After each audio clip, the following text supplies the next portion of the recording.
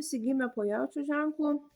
Pasižiūrėkime, kas jūsų laukia savaitę laikotarpį nuo kovo 3 dienos iki kovo 9 dienos.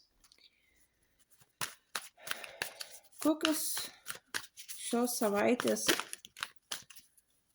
perspektyvos, ko vengti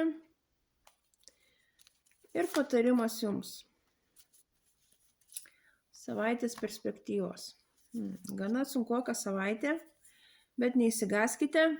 Tai yra senų dalykų, kurie jums jau nebenaudingi užbaigimas. Taškų ant į sudėjimas. Kažkokių tai reikalų ar gyvenimiškų situacijų užbaigimas ir atsisveikinimas su jomis. Ko vengti?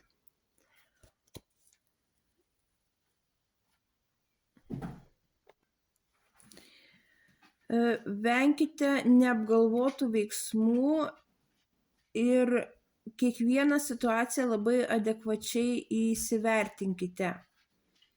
Venkite neadekvatumo. Ir patarimas